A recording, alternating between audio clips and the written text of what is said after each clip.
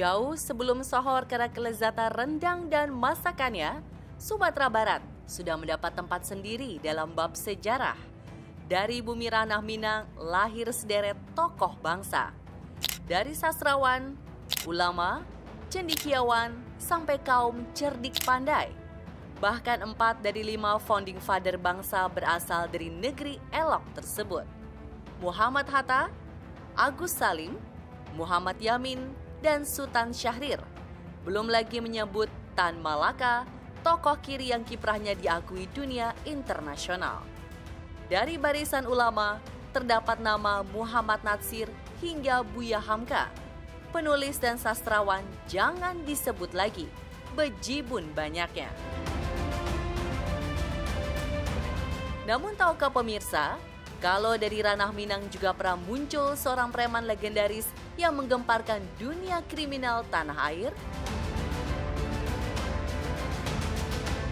Oh, Aladin Banwali sih nggak pernah dengar. Kalau Aladin di kartun sih yang jin-jin itu. Tapi nggak tahu sih, belum emang. Aladin itu, ya pernah dengar. Gua dengar itu adalah sosok penjahat yang dulu pernah nyolong emas sih. Bener nggak sih? Ih, setahu gue sih, kalau penjahat kan, kalau sekarang kan penjahatnya penjahat yang jahat galak gitu yang kita takutin. Tapi kalau dia penjahatnya, tahu gue nih ceritanya bener apa kagak nih ya. Ceritanya dia itu dulu nyolong emas, terus tapi nyolongnya dia tuh buat ngebantu orang susah gitu setahu gue mah. Kenalkan, Aladin Banwali namanya, bergelar Rajo Linduang. Di kalangan dunia hitam, gelarnya sadis, hantu. Sapaan itu disematkan karena ia selalu berhasil kabur saban dimasukkan ke penjara. Aladin lahir di nagari Kotolaweh, Kecamatan Lembang Jaya, Kabupaten Solok akhir tahun 1930-an. Kedua orang tuanya adalah petani bawang putih yang tumbuh subur di daerah berhawa dingin itu. Kesulitan ekonomi membuatnya putus sekolah. Serupa pemuda Minang pada umumnya, Aladin remaja memutuskan keluar kampung dan pergi merantau. Tujuan pertama kota Pekanbaru Riau. Di kota Lancang Kuning pula, perkenalannya dengan dunia hitam dimulai. Aladin Banulin ini kan dia termasuk penjahat ya, tanda kutip, yang terkenal di eranya tahun 1960-an ya. Dia dari Solok, Sumatera Barat, dan kemudian lazimnya orang-orang Sumatera itu ketika ke Jakarta kan niatnya merantau ya. Tahun 1959, pria berbadan gempal ini pindah ke Medan. Di ibu kota provinsi Sumatera Utara, ia merintis bisnis. Tak ada penjelasan terkait usaha yang dijalankannya. Sebuah catatan justru menulis kalau di kota Medan, ia terlibat berbagai tindak kejahatan. Terbukti pada tahun 1961, Aladin dijebloskan ke dalam penjara di LP Pancur Batu, Medan. Bebas tahun 1962, ia menikah dengan seorang perempuan bernama Nurmaidah dan memiliki 2 orang anak. Aladin sempat pulang ke Solok di periode 1966. Di tanah kelahiran, ia kembali menikah dengan Nurmiah. Dengan gadis sekampung ini, ia dikaruniai 11 anak.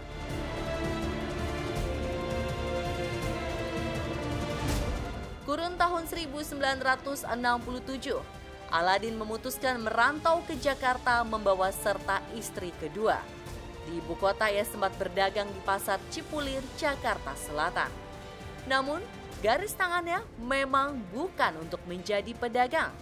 Setelah bermacam usaha gagal, Aladin mulai turun gunung dan mengambil jalan pintas, menjadi pencuri.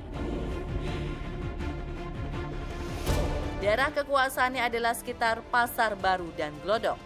Awalnya ia spesialis mencuri motor dan isi mobil. Tak terhitung sudah berapa banyak yang digondolnya. Pada masa itu, tak ada seorang pun pedagang atau preman yang tak kenal dirinya. Pernah beberapa kali tertangkap, namun berhasil lolos. Pada akhirnya, polisi menghentikan aksinya dengan menembakkan kaki dan betis. Aladin dijebloskan ke penjara Glodok selama 6 bulan. Ketika dia disebut sebagai hantu pasar baru, sebenarnya karena hasil rantauannya itu tidak berbuah manis ya. Jadi dia terhimpit secara ekonomi dan kemudian dia bertemu teman di Jakarta dari Sumatera juga, Sumatera Utara tepatnya ya, namanya Panggabean, dan kemudian dia beralih profesi menjadi maling motor dan maling isi mobil di daerah Pasar Baru. Jadi itu sudah terkenal banget pada waktu itu bahwa kalau mereka sudah beraksi, itu udah pasti hilang, tidak mungkin ketemu dan mereka sulit untuk ditangkap. Para pelaku kriminal cenderung berpikir satu langkah lebih dahulu dari para pihak yang memang bertugas untuk mengontrol dan mengendalikan kejahatan. Tujuannya apa? Tujuannya adalah agar para pelaku bisa menganalisis konsekuensi apa yang akan muncul dari perbuatan pelanggaran norma yang dilakukannya. Setelah bebas, entah bagaimana ceritanya, tiba-tiba Aladin muncul di rumah kediaman Gubernur DKI yang kala itu dijabat oleh Ali Sadikin. Di hadapan Pak Gubernur, Aladin mengungkapkan jati diri dan ingin bertobat. Ia kemudian dipekerjakan sebagai anggota keamanan khusus proyek Senen yang saat itu sedang dibangun. 4 tahun lamanya ia berada di jalur yang benar. Namun di pasar itu pula jiwanya mulai memberontak karena melihat kesenjangan sosial secara langsung. Tanggal 15 Januari 1974, Pasar Senen dibakar dalam peristiwa malari.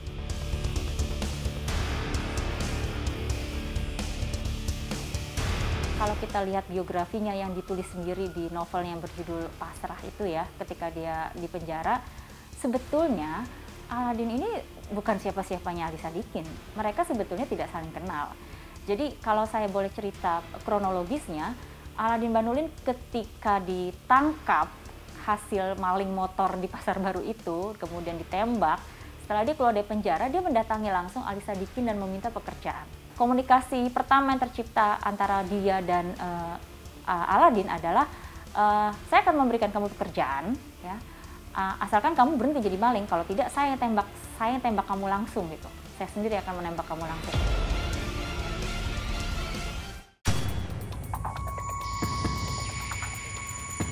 Dari Pasar Senen, Aladin dimutasikan untuk menjaga Binaria Ancol. Ia tak kerasan. Naluri premannya kembali bergejolak. Tak tanggung-tanggung, sasaran utamanya merampok toko emas. Pernah sekali waktu, ia berhasil merampok toko emas di Pasar Jatinegara sebanyak 4 kg emas. Tak ada toko emas besar di seluruh Jakarta yang tak dijarahnya. Saking sohornya sebagai pencuri emas, ia dikabarkan sampai memanjat Monas untuk mengambil emas yang ada di Puncak Tugu karena tak ada lagi toko yang berjualan dalam jumlah besar. Cerita tentang memanjat Monas untuk mencuri emas simpang siur sampai kini. Ada yang percaya kalau Aladin sempat mencoba meski gagal. Ada pula yang tak yakin.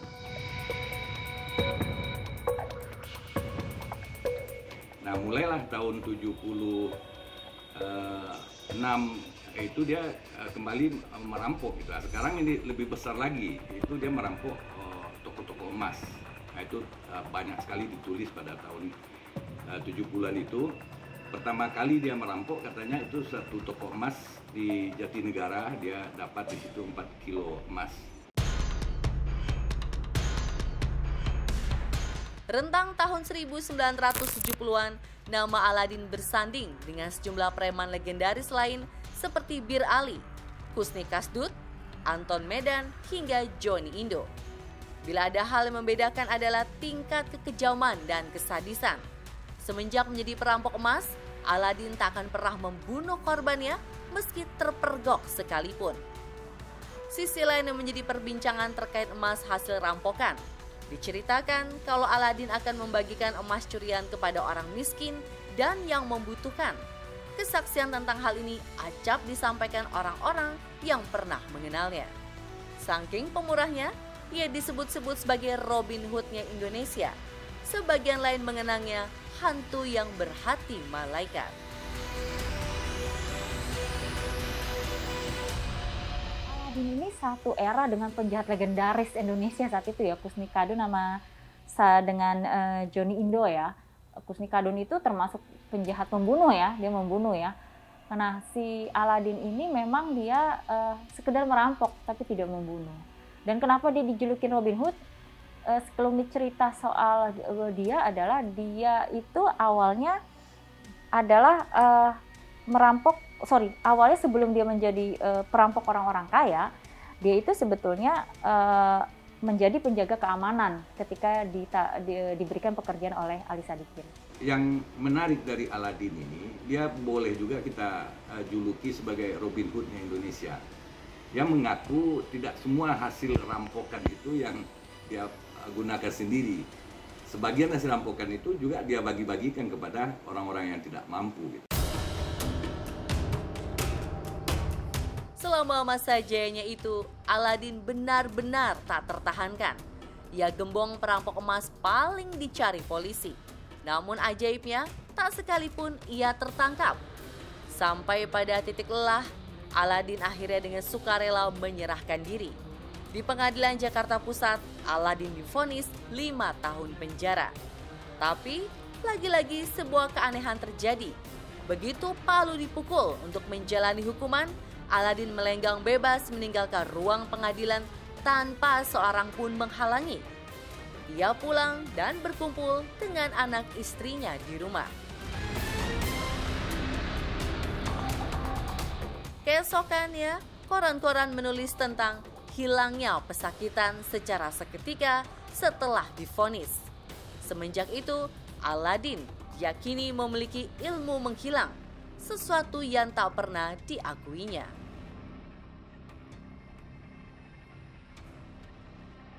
Perubahan perilaku setiap individu itu dipengaruhi oleh banyak hal. Dari lingkungan, dari apa yang dia akses, dari peristiwa-peristiwa penting dalam hidupnya. Tentunya ketika sosok Aladin kemudian bertransformasi dari pribadi yang kerap melakukan perbuatan melanggar hukum lalu kemudian menjadi orang yang patuh dan taat pada norma, itu sangat mungkin bisa dilakukan. Pasti ada peristiwa-peristiwa penting atau lingkungan sosial baru yang membentuknya, yang memengaruhinya, kemudian mengubah perilaku dan sikap kepatuhannya terhadap norma yang ada.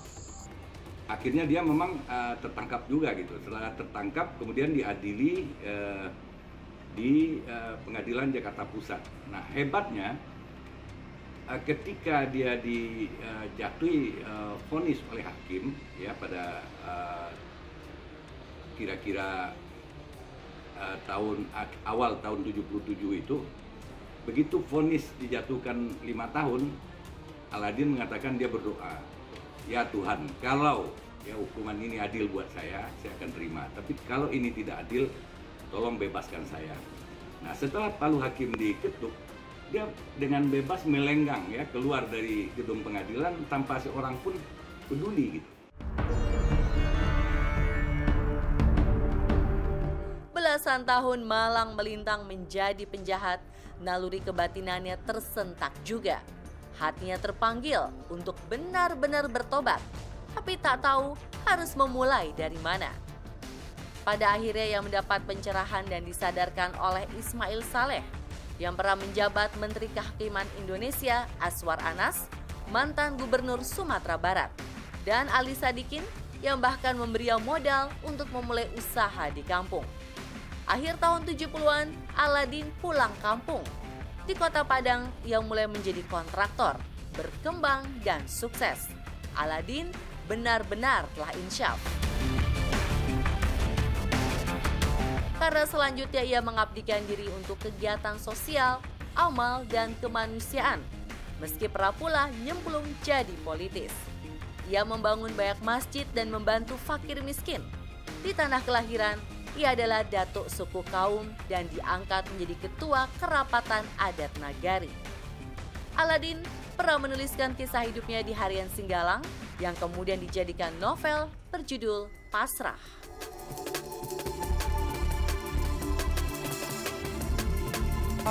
Menurut aku sih mungkin niatnya baik, cuma dengan cara yang salah kayak begitu ya. Tetap aja kalau kita mau berbuat baik harus dengan cara yang baik juga.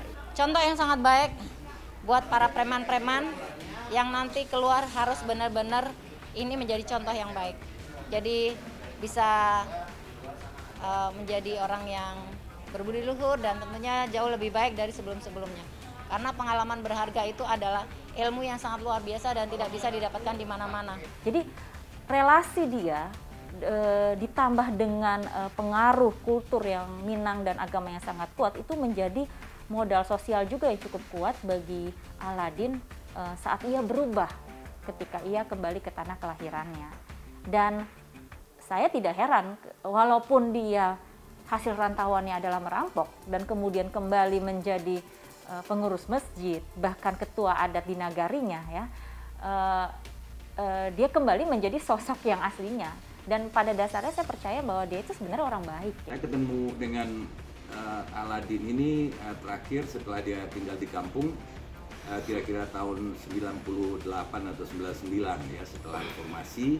Dia setiap hari sudah pakai peci, dan di kampung itu dia juga jadi pengurus masjid dan juga pengurus kerapatan adat nagari. Jadi dia betul-betul saya kira sudah jadi orang baik sekali, betul-betul bertobat. Kalau istilahnya Aladin sendiri ya lebih mulia rasanya jadi bekas penjahat daripada bekas orang baik-baik.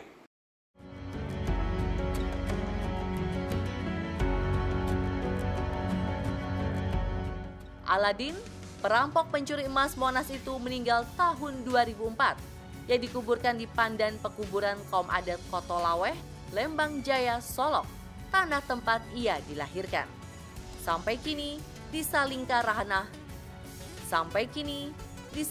Ranah Minang, sepak terjangnya di dunia hitam masih menjadi buah bibir.